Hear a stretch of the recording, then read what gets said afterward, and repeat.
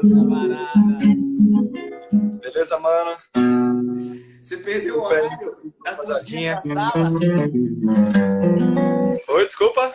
Você perdeu o horário da cozinha, pegou o trânsito da cozinha pra sala? Bicho, você acredita que eu tava tocando ali de boa, assim? Aí, do nada, eu vejo sua mensagem do zap. Bicho, você não vem? Falei, puta que pariu, eu perdi. Tava tocando, cara, de bobeira. Muito bom, muito bom. Olha É que isso loucura. aí. Desculpa aí. Mas serve pra isso, Desculpa lá bicho. O atrás, mas instrumento serve chegando. pra isso, pro tempo não passar, né, bicho? O tempo passa de forma diferente pra gente, né, Jean? Total, total. Tava falando agora com. Tava fazendo o pessoal um bate-papo com o pessoal do Cifra Clube. E assim, essa coisa da importância da música, né, bicho, na vida das pessoas é muito grande, bicho. É muito grande, assim, a importância que tem de saúde mental, saúde física. Isso aí é uma Total. coisa que é difícil de mensurar, né? Eu gosto do Arismar, que chama, levanta o violão e fala assim, a gente é agente de saúde, né? Total, bicho. Nossa, total isso. Porque, pô, ainda mais nessas épocas que a gente tá agora, que a gente percebe mais isso ainda, né? Ah, com certeza. Porque, tem dias que a gente tá super bem, tá 100%, tem tudo acontecendo, tá rolando, mas tem dia que você tá meio mais ou É, menos, aí você encosta no violão, aí as coisas já dão aquela melhorada, as coisas vão pro lugar, começa tudo a se encaixar. E é isso aí. Acho que para as pessoas que não são músicos e apreciam música, isso deve chegar da mesma maneira, né? A música leva esse acalanto para as pessoas, né? O ideal vai ser o dia que, não sei se isso vai acontecer um puta, dia, né? Não nem sei se fale disso. tecnologicamente é possível, né? Mas é pra gente conseguir tocar junto, né? À distância, Eu né? Bicho, acho que imagina. vai ser possível, sim, bicho. Eu acho que vai ser, eu acho que vai. É, É uma seria questão de demais. ajuste de latência, né? É uma questão de ajuste de latência, na hora que conseguirem. Porque não precisa ser na velocidade da luz, né? É o que eu Exato. imagino. Obviamente, Uhum. eu tô falando aqui do alto do meu zero conhecimento disso, do alto da minha ignorância. Mas eu imagino que assim, não precisa ser zero latência na velocidade da luz, mas que consiga sincronizar, assim. Porque a noção de tempo ela pode ser adequada, né? Se a sua imagem e o seu som estiver chegando para mim no mesmo momento que minha imagem e o meu som estiver chegando para você, independente de se foi no momento que eu criei aquele som ou não, a gente consegue tocar, né? A meu raciocínio é esse. Eu acho que assim, fica mais fácil, por exemplo, se a gente imaginar que eu tô tocando aqui e você tá tocando em cima do meu violão. Aí eu acho que pode ter um ajuste de latência e não ter problema. Eu posso chegar um pouquinho atrasado para você, você tocar junto comigo e o Instagram emitir isso para as pessoas um pouquinho depois, mas a gente toca sincronizado. O problema é eu tocar para você, chegar um pouquinho atrasado para você, você tocar em cima disso, para mim vai chegar Aí já atrasado de é. qualquer forma. Aí já Eu acho que é. uma das pessoas conseguir escutar e tocar em cima e chegar ao vivo pro Instagram é possível. Mas tendo esses ajustes de latência, né? Mas as duas pessoas se escutarem ao mesmo tempo, eu acho que é só se for na velocidade da luz, é isso, né? Se tiver um zero latência, né? Quase zero, for muito curto. O Jacob tem feito umas coisas que eu tenho visto que funcionam, mas é voz e piano, né? E teclado. Então o Jacob Collier, né? Então ele toca, a galera canta do outro lado, mesmo que esteja um atrasozinho, é um negócio mais lento, assim, mas para tocar com beat junto, eu não Eu sei. imagino que deva ser algo mais rubato, né? Deva ser algo mais rubato, não deva ter tanto um beat tão definido para a pessoa. Exato. Enfim, mas, bicho, ninguém acho que tá todo mundo nessa mesma ansiedade aí, né? Essa ansiedade da hora Aham. que a gente puder tocar junto vai ser. Ixi, vai Também ser vai foda. derrubar a internet, ninguém vai conseguir trabalhar mais. Vão ficar os músicos todos tocando junto o dia todo, né, bicho? Total, total. Pode crer, bom demais. É isso Jean, aí, meu deixa eu filho. te falar uma coisa, ó. Duas coisas que a live passada, bicho, que a gente fez, eu vou te falar, foi uma das lives. Se eu não me engano, eu tô fazendo hoje minha 50ª live aqui, né? 50. Ô, que beleza aí, ó. É, e Comemorativo. a nossa live, bicho, foi uma das que mais eu recebi mensagem depois. É mesmo. Eu achei muito legal isso, falando da conversa, da nossa conversa, da parte histórica ali. E houveram duas recorrências de dúvidas, uma para você e uma para mim, e eu queria falar.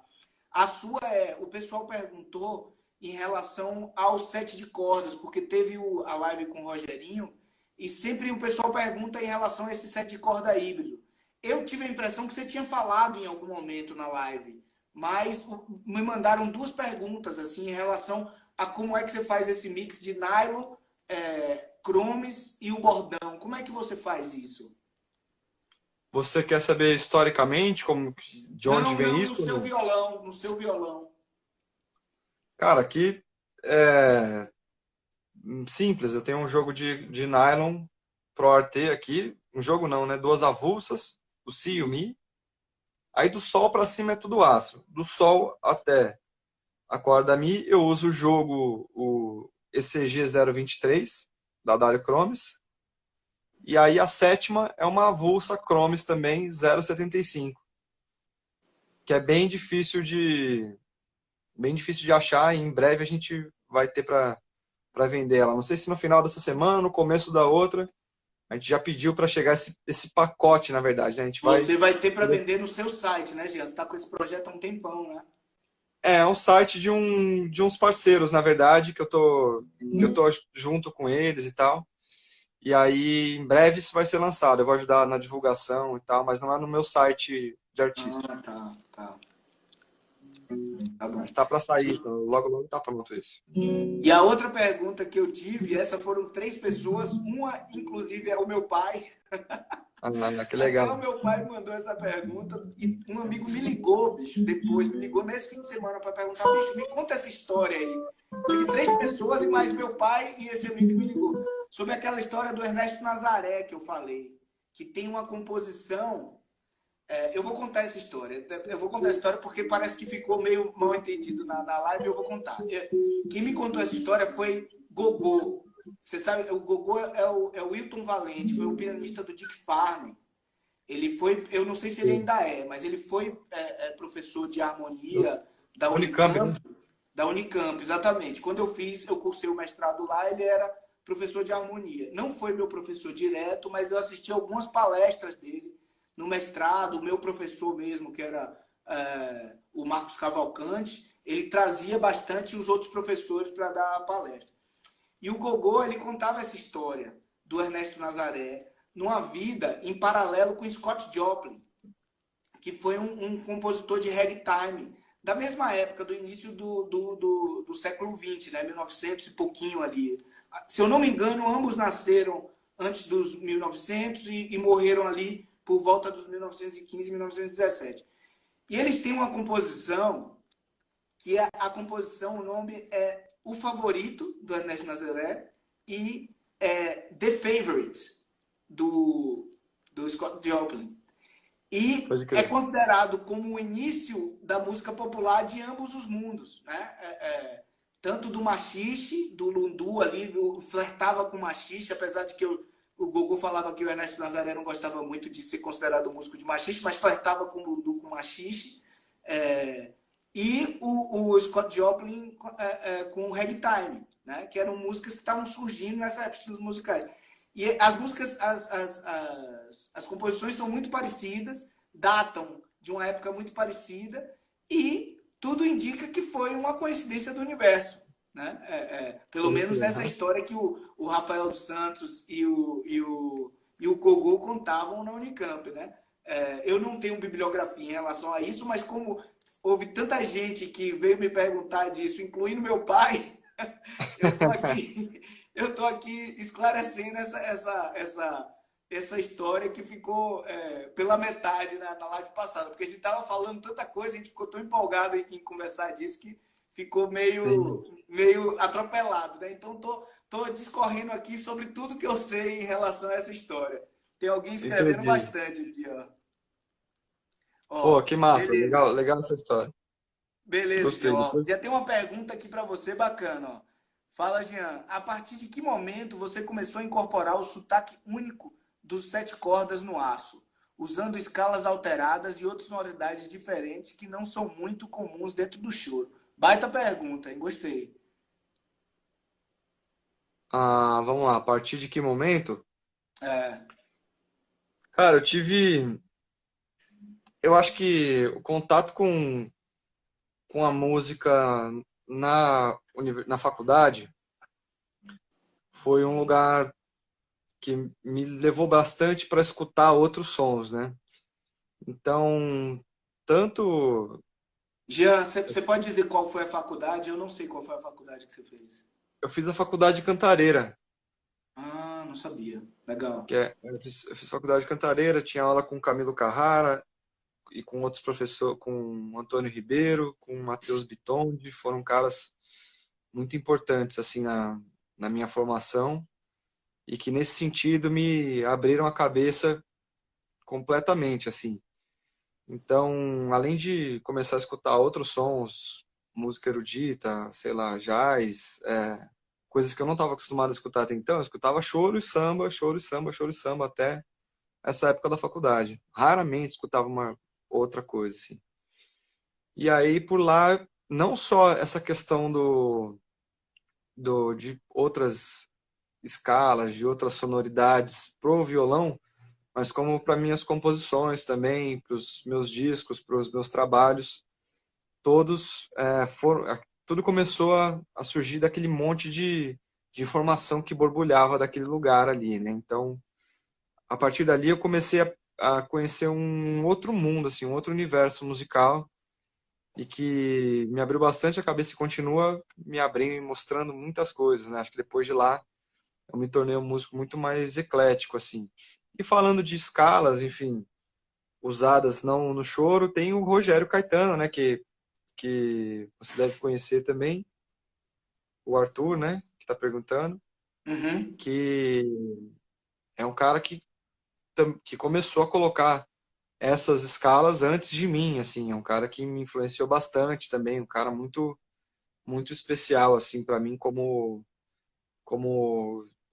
norte para o violão de sete cordas, né? Um cara que buscava experimentar outras coisas, buscava trazer novas informações para os sete cordas de aço.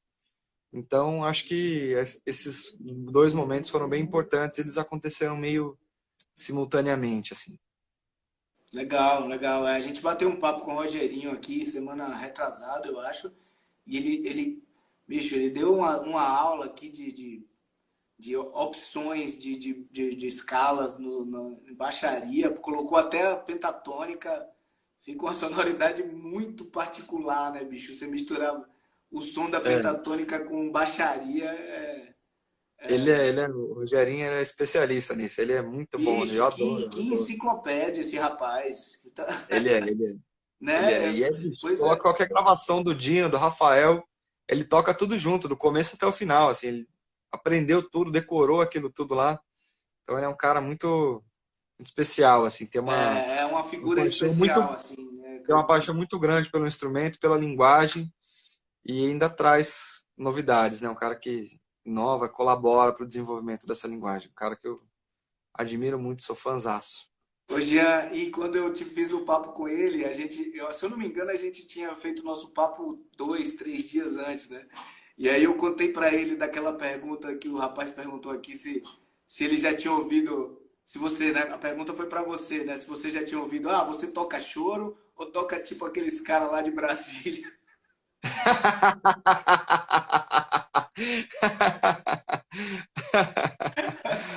Eu contei que o cara escreveu isso aqui, ele deu tanta risada, ele não conseguia parar de rir, bicho. Foi bom demais. O Rogério, né, tem um humor muito Demais. bacana também, Ó, adoro. mais uma pergunta do Arthur aqui, ó.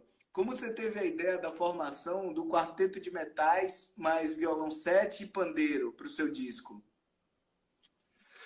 Bom, acho que o pandeiro ele é um instrumento que sintetiza muito bem a questão rítmica da música brasileira, né? Ele está muito presente em vários gêneros. Se a gente for falar de choro, machixe, frevo, eu queria ter todo esse universo brasileiro dentro desse gênero. E tem um cara que eu adoro tocando, que se não fosse ele, não sei se o instrumento seria, eu teria escolhido o pandeiro, que é o Rafael Toledo, que é um pandeirista que eu sou fanzaço demais. E o quarteto de saxofones foi uma escolha porque eu já vinha dessa busca minha, que eu contei agora para vocês da época da faculdade, que eu comecei a descobrir outros sons, de querer fazer uma coisa que fosse mais camerística, que tivesse arranjos camerísticos e que tivesse instrumentos de sopro. E aí eu comecei a pensar em instrumentos de sopro que tivessem um impacto de uma, uma pequena banda, digamos assim, que fossem ter projeção, que fossem emitir som, que fosse ter um pouco de pressão no som, e ao mesmo tempo instrumentos que conseguissem tocar muita melodia, né? Tocar muita nota, que é uma coisa que o choro exige, né? Uhum. Então, o clarinete, a flauta eram instrumentos que têm essa possibilidade de tocar muita nota e tal, são instrumentos de sopro, só que eles não tinham a pressão que eu queria para o Uhum. grupo. E ao mesmo tempo, trompete e trombone são instrumentos que têm muita pressão, instrumentos da família dos metais, só que eles não conseguem tocar tantas, não tem facilidade, é uma dificuldade no instrumento, né? Para tocar melodias mais complexas, enfim. Tudo isso no trombone, no trompete fica um pouco mais complexo. E nos saxofones é mais natural. E aí eu resolvi juntar 4 saxofones, porque neles aí, dessa maneira, você consegue ter muitas possibilidades de contraponto, de criação de melodias tocando tocando ao mesmo tempo e fazendo funções diferentes.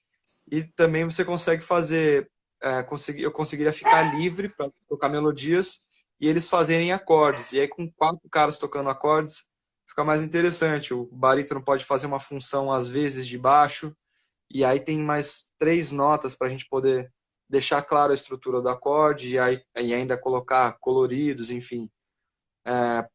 Traz uma traria uma possibilidade legal e eu experimentei e achei que deu super certo. E aí depois disso, tanto é que depois do primeiro disco que é o Mistura 7, eu refiz outro O projeto com essa mesma segundo formação, né? né? O Com o segundo mesmo disco que é o naipe, né? Remistura 7. Exatamente, o mesmo naipe. Os dois são Quarteto lindos, de os saxofone. discos. Geralmente tem barítono, tenor, alto e soprano, às vezes dá uma mudadinha.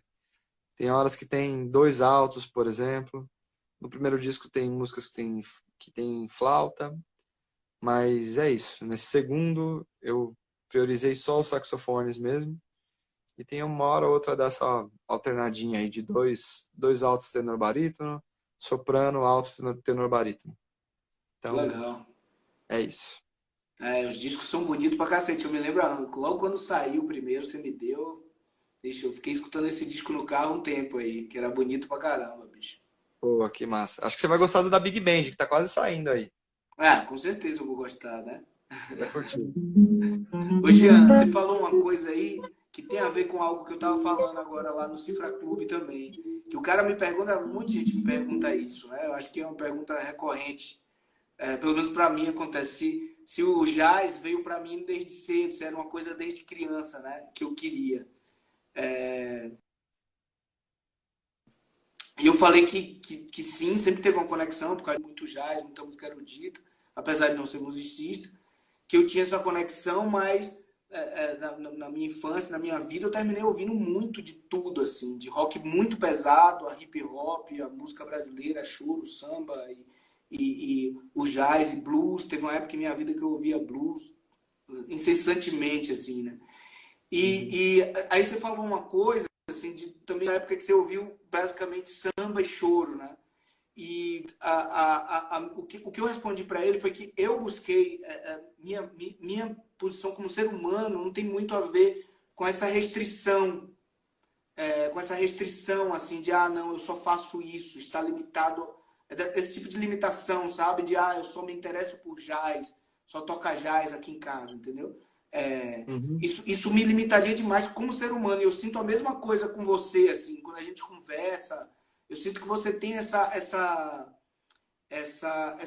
busca por liberdade, né? Não, por Uhum. ninguém te colocar dentro de uma caixa. Não só sua música também, mas eu digo você como pessoa mesmo. Você Aham. sente isso também, de ter ido buscar outras cores, de não ficar limitado a algo? Como você se relaciona com isso? É, cara, eu sempre procuro, e acho que eu sempre procuro ouvir outras coisas e buscar novos sons. Eu acho que principalmente pelo fato de que uma hora eu gosto muito de uma coisa, me apaixono por aquilo, e depois eu escutei muito aquilo, e eu me enjoo daquilo, né? Eu quero escutar uma coisa nova, quero ter uma experiência diferente, enfim. E acho que esse lugar de aprender coisas novas e de buscar sons que você ainda não conhece, de você experimentar novos sabores, com certeza vai muito de encontro a isso que você está falando, né? Agrega muito para a gente como ser humano, né? Leva a gente para outros lugares Sim. de pensamento, faz a gente repensar até a maneira como a gente pensa, como a gente vê a vida, como a gente vê o dia a dia, como a gente se relaciona com as pessoas, né? Então, eu acho que isso tudo é super importante, né? Essa descoberta para mim, né? Essa descoberta de mundo, essa descoberta de música, a descoberta de sons, a descoberta de pessoas, é uma coisa que me motiva muito. Então, eu tô sempre buscando coisas novas. Esses dias, cara, eu gosto de mixar, né? Eu tô cada vez mais me aprofundando, né, nessa área, enfim, eu gosto de principalmente as minhas coisas, né? Com projetos que eu estou envolvido, assim, de fazer minhas mixagens aqui em casa com calma e tal. E esses dias, cara, eu comecei a escutar sons que eu nunca tinha escutado, assim, eu até já tentei escutar outras vezes, não tinha me chamado tanta atenção. E aí, por esse outro lado da mixagem, isso me pegou muito. Eu escutei muito Radiohead esses dias, esses tempos. Porque, mano, impressionante a criação dos caras, né? A mix que é feita ali é um negócio muito cuidadoso, né? E, e eu já tinha ouvido falar dos caras várias vezes, já tinha tentado escutar outras vezes e ainda não tinha me despertado. Aí você escuta uma vez, você escuta outra. Aí agora, do nada, me pegou assim. Eu falei, puta, que bicho, que negócio fantástico, muito legal. Aí esses dias também eu tava equalizando aqui meu sistema, chegando num lugar de graves interessante. E eu comecei a pegar umas referências, assim, de sons mais pops, assim, para escutar aqui, ver como tava soando e tal. E, bicho, eu fiquei impressionado com a qualidade de som das coisas sei lá, Ariana Grande, da Billie Eilish. Cara, impressionante, assim, um negócio muito bem feito, de muito alta qualidade. Aí você começa a escutar outras coisas. E acho que é isso, né? É uma coisa que você vai. Eu sempre tô ali no choro, sempre no samba. Samba é um negócio que eu escuto sempre, assim. Eu sempre me descubro muito no samba, e sempre volto para esse lugar. Eu escuto mais do que choro até. Eu gosto muito do universo do samba, da verdade que o samba tem, da rítmica, né, que esse universo traz, enfim. E sempre vou voltar nele, mas sempre tento experimentar de outros sabores, de outras coisas, e acho isso me alimenta muito, acho muito importante. Quando eu, quando posso, sei lá, eu visito algum museu assim, quando eu vou para fora do país tocar, sempre procuro visitar um museu diferente, eu acho um artista que eu gosto, que me interessa, e eu tento, sei lá, entender o que o cara está querendo dizer ali, ou o que aquilo me passa e tento levar para os meus sons, para minhas composições. Enfim, tenho bastante disso, assim. Sempre tento me inspirar em várias coisas de universos diferentes que não são aqueles que eu tô acostumado, que estão mais à minha volta, né? Com certeza, assim, eu acho que você traduziu bem aí, porque você falou de algo que eu ia falar, que é o quanto esse tipo de abertura, né, de amplitude, de possibilidade te traz evolução de uma maneira geral, não só como músico, né? Você citou aí possibilidade de evolução, e até você se colocar lugar, né? Tipo, você citou a Ariana Grande. Eu particularmente não conheço a música, né? Mas eu sei que é algo que jamais a gente iria se propor ouvir se não fosse por algum motivo X. E de repente você está tendo ali que se colocar e entender o ponto de vista daquela pessoa, né? Qual o ponto de vista que Uhum. ela partiu daquilo ali. Isso eu acho que é uma evolução humana incrível, assim. E a outra Exato. coisa que você falou também, eu sou rato de museu, assim, bicho. Eu também, quando viajo, eu fico assim. Eu tenho uma filha de 12 anos, já passou mais de 10 horas no Louvre. As pessoas, eu me lembro que no dia que a gente fez isso, eu falei com alguns familiares, o pessoal achou que era tortura na menina, e ela estava amarradona, assim, mas é, é, eu acho que Boto fé.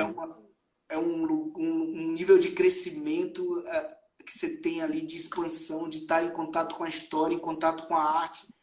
É uma coisa que me traz um impacto muito grande, assim, de estar dentro de museu, assim. Só o fato de estar dentro, às vezes, de você.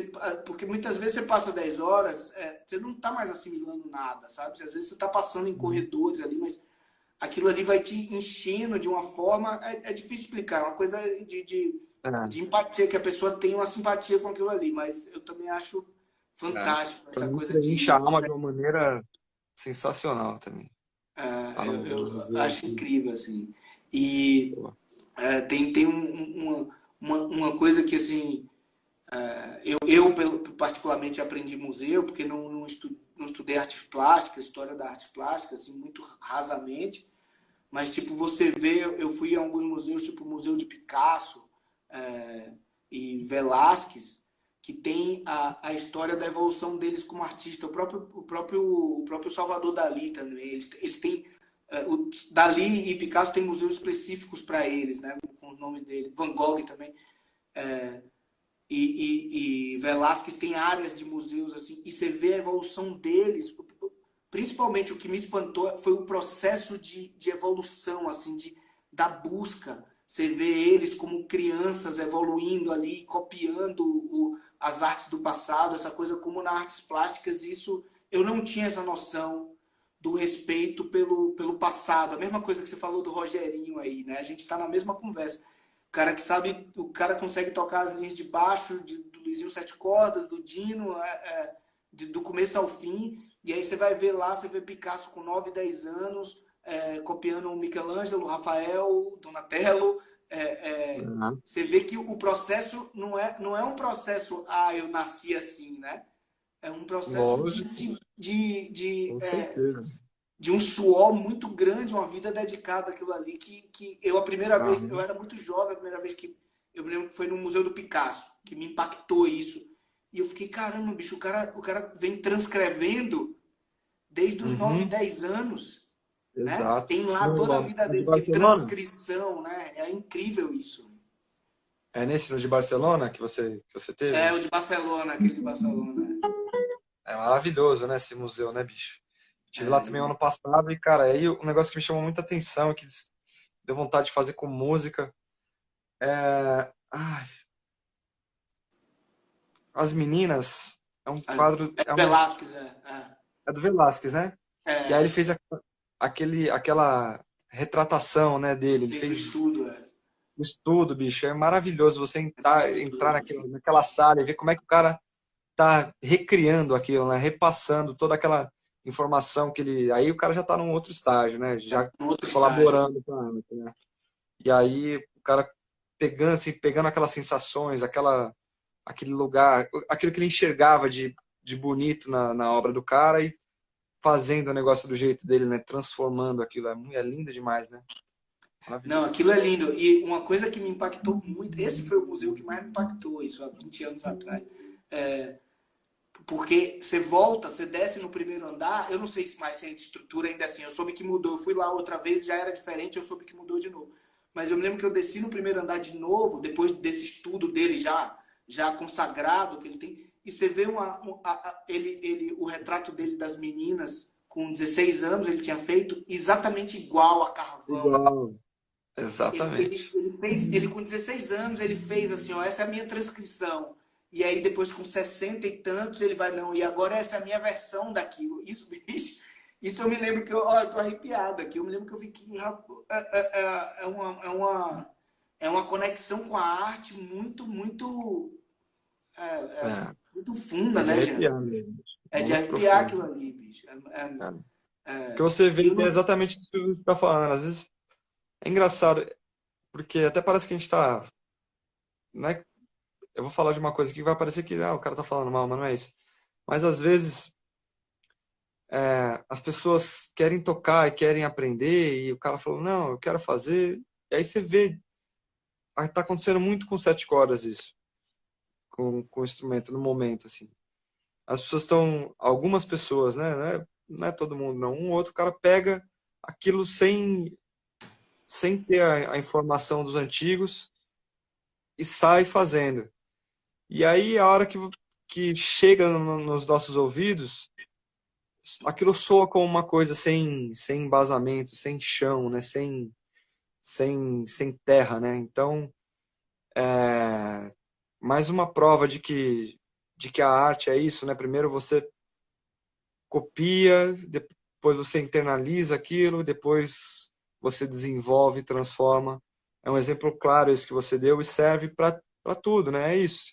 Se a gente não tivesse tirado antes as coisas do Dino, do Luizinho, de não sei o quê, não sei o quê, a hora que você pega os sete cordas para tocar vai ser um negócio esquisito, sem tutano, né? A hora que você pega essas outras coisas que já existem, você se alimenta disso, você digere isso e depois você transforma essa, essa linguagem, esse lugar, você colabora, né? Não precisa nem se transformar a palavra, mas você colabora do seu jeito. Isso aí fica a arte fica muito mais com muito mais propriedade, com mais embasado. E as pessoas que estão em volta, todo mundo que está olhando, que vai ver, que vai apreciar isso, percebe essa coisa. Não é um negócio que é para quem é entendido, para quem não é. É perceptível para o leigo, para o cara que só gosta de música, né? Então é engraçado, porque várias vezes, né, você tá com, sei lá, tá com a sua mãe, com minha mãe, eu tô com a minha mãe, eu tô com minha esposa, que não são musicistas, gostam de ouvir música, mas aí passa um negócio, a gente passa perto de alguém que tá tocando, ou ouve alguma coisa, a pessoa fala, né? Tá meio estranho isso aí, ou é impressão minha? Você fala, não, tá estranho mesmo, é isso aí. Então, é isso, né? Acho que chega para todo mundo, né? Por isso, muito importante você falar disso, né? Dessa importância de a gente ir atrás do que é base, do que é retratar primeiro, copiar, depois desenvolver, né? isso é algo realmente de fundamental e assim, e é impressionante o quanto a música te expõe nesse sentido, né, Jean? Porque você falou, às vezes a pessoa, eu não sei se o exemplo que você deu pode ter conexão com o que eu vou falar, mas às vezes a pessoa você vê que é um musicista que tem, com certeza, todos os pré-requisitos ali de talento, de técnica, de facilidade no instrumento, né? Ele consegue se conectar com o instrumento de uma forma, mas a, a, ele tá nu ali. Se tem alguma coisa ali que não tá bem resolvida, aquilo ali me colocando nesse mesmo lugar, assim, a gente tá nu, eu tô nu ali. Mostra exatamente onde você foi, onde você não foi, né? Que você fez, o que você deixou de fazer, o que tá faltando você fazer. A música ela é muito grata no sentido de te oferecer de volta o que você deu a ela, mas ela também te expõe quando você está em falta com ela, né? Uma com Isso certeza absoluta. é muito Várias louco. vezes já estive nessa situação. É, Disposição também, claro, exatamente. é exatamente isso. Ela te expõe. Então, se você não fez esse trabalho, obviamente que a gente não está falando aqui para você sair sendo uma cópia de ninguém, assim, não é disso que a gente está falando, né? Mas essa coisa de você tentar, de alguma forma, ir dizer algo através da música sem ter lido antes, sem ter o que dizer, sem ter ouvido antes o que os outros disseram, isso fica tão explícito que chega a gritar no ouvido de, como você falou, de uma pessoa leiga, né? É muito louco isso. Exato, exato. Tô de acordo. Ó, Jean, ó, o rapaz perguntou lá aqui de novo, ele perguntou como é que você fez, voltando para aquele assunto, como é que você faz para equalizar, né? 4 saxofones com muito mais volume do que o violão de 7. Como é que você faz isso ao vivo, Jean, para esse tipo de equalização? Cara, eu acho que isso só é possível hoje em dia, né? Que a gente tem Claro. recursos de poder ligar um violão numa caixa de som, enfim. Acho que talvez se fosse há muito tempo atrás, quando a gente não tinha tecnologia, não tinha o instrumento elétrico ainda, né? Acho que ia ser bem complexo. Eu já fiz pensando nisso, né? Que a gente ia ter que usar isso, né? Na hora de tocar, de ensaiar, tem que ligar o instrumento num ampli. Eu acho que é dessa equalização que ele está querendo dizer, né? Da mistura entre os instrumentos. Os saxofones têm muito mais projeção, né? Do que o violão. Ah, claro. Então, apesar de os caras tocarem mais piano na hora que eles estão tocando comigo, mesmo assim ainda são instrumentos que têm muito volume. Então eu preciso usar esse recurso, assim, uma boa captação, um bom amplificador para conseguir ter um som bonito de violão e chegar com o volume junto, perto deles. Então é isso que eu costumo usar. E você usa um amplificador seu ou você coloca no monitor o violão? Eu uso um amplificador meu, eu tenho um AER, sabe? Aí Como é que é o nome? é isso aí. Compact LX, se não me engano, é isso, né? É para instrumento acústico, é um amplificador bem legal, assim. Bem legal mesmo. Tem tempo que eu não vejo eles, mas tinha uma época que eles estavam por toda parte, né? E é um amplificador muito bacana. É, maravilhoso. É isso Que aí. legal. Legal. A tecnologia nos oferece essas possibilidades, né? Realmente. Ah, agora eu estou usando um captador maravilhoso que se chama Harmonic. Não Hum, sei se pronuncia Harmonic ou Harmonic até hoje, mas é do pessoal daqui do Brasil, lá do Sul, o Jonatas, e os caras estão desenvolvendo cada vez mais, melhorando esse captador. E ele tem, além de ter o piezo aqui atrás do rastilho, né? Tem uhum, aquela plaquinha que capta o som que dá mais, pra gente ter mais projeção. Então ele tem 2 microfones internos. Tem um que fica aqui na boca, eu tô sem meu uhum. violão de captador agora, e tem outro que vem aqui atrás do cavalete, um outro microfone. E, Um cara, só captador, ele tem essas 3 captações. isso, Ah, exato. O equilíbrio dos 2 microfones internos, você faz uma regulagem interna com uma chave, você equilibra o volume entre um e outro, aham, e depois esse volume fica fechado, né? Se você quiser mexer nele, você tem que abrir o violão, enfim, não é para mexer sempre, é para só entendi. esses dois ficam iguais. E aí depois você tem aqui na boca do instrumento o equilíbrio entre o piezo e esse combo de microfones. Aham. Então, e aí é muito legal, porque você consegue, quando você está num lugar que você não precisa de tanto volume assim, você consegue usar só o microfone, por exemplo, e bicho, é maravilhoso o som do microfone, assim. Dos captadores que eu já usei, é o que tem o som mais natural de violão até hoje.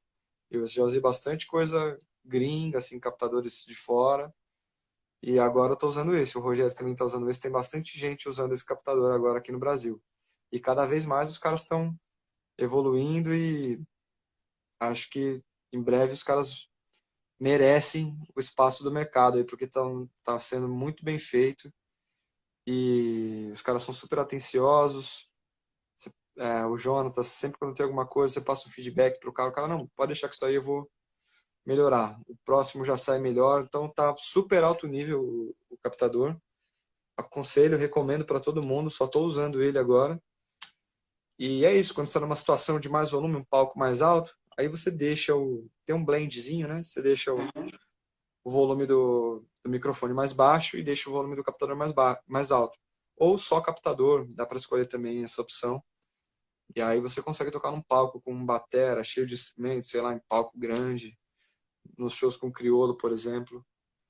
É possível de usar. Então, é um captador bem versátil e tem essa coisa que a gente busca sempre, né? Que é ter um som um pouco mais natural do instrumento, né? Porque, cara, é impressionante o quão difícil é de se chegar num captador legal para violão, né? Mas é impressionante isso, é entristecedor. Ensurdecedor, exatamente. Muitas vezes a gente prefere tocar só com um microfone, né? Quando é possível numa situação acústica, no teatro, mas é isso, nem sempre dá, né? Você vai tocar com microfone no palco lá com crioulo, não dá. Tem É, chance alguma disso teve acontecer. uma época de minha vida que eu queria muito ter tocado mais com. Me chamavam para mais trabalhos de música brasileira, instrumental, assim. Eu queria que fosse violão nylon e nunca consegui, assim. Nunca consegui. Sempre era muito frustrante e comprometia a música e eu chegava em casa mal e aí desisti. Ainda é difícil, ainda não é fácil, mas com certeza eles são os caras que mais resolveram para mim até agora. Ô, Que Jean, mandaram aqui? Essa fiquei captação de curioso em relação. relação a isso. Me responde uma coisa.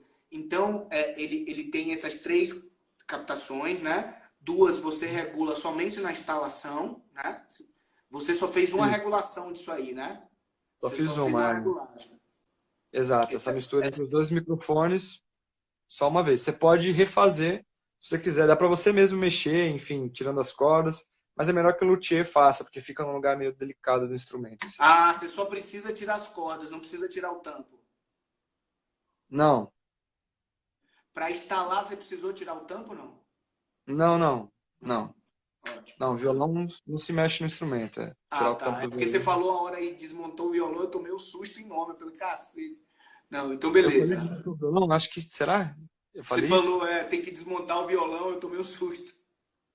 Ixi, acho que eu falei, se eu falei foi engano, então, acho que, Não, não. tranquilo, beleza. Eu é que entrou na minha imaginação, entrou em minha imaginação alguém descolando um tampo aqui, eu quase tive um ciricutico. Não, É, foi. mas beleza, mas aí minha pergunta então ele tem dois botões, é isso? Um de volume e um de blend? Cara, ele tem um de blend, ele tem um tone também para você Ah, tirar, tem um mais agudo, mais grave ali. É, tem blend, volume, tone, tem uma outra, acho que tem uma outra regulagem que é mesmo. Ah, ele tem um botão anti-feedback também, um botãozinho que, bicho, quando tá sobrando a frequência, ele que costuma funcionar. legal, Eu que testei umas legal. vezes, eu precisei testar poucas vezes porque não tive em grandes problemas assim, porque eu costumo regular mais com essa questão do ou mais microfone ou mais captador, mas já testei também, ele funcionou bem, tem um botãozinho que quando começa a sobrar a frequência, você deixa ela sobrar um pouco e aperta o botão e ele varre a frequência e tira ela um pouco da equalização do instrumento. Também Caramba, interessantíssimo. E o rapaz que faz a instalação, ou ele também vende e você mesmo pode instalar com o seu luthier? Ou ele tem ele que vem, instalar? não, ele vende, você mesmo pode instalar. Aqui em São Paulo eu recomendo o Paul, não sei se você conhece da LG Luteria, é um cara muito bom para Que fazer legal, instalação que desse legal, tipo, que aquele legal. das perdizes. O Bruno fez uma pergunta aqui, mas acho que você já respondeu, né? Ele coloca aqui, ó, essa captação em relação à microfonia, qual a sua opinião?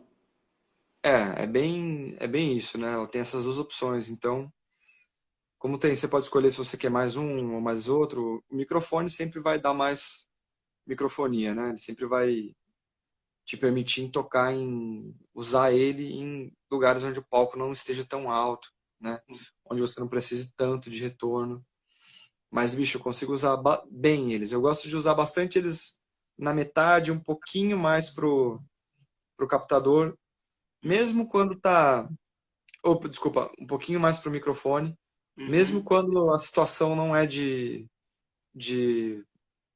palco muito grande, eu sempre coloco um pouquinho do captador porque eu acho que dá um pesozinho, dá um corpo, que é interessante, assim.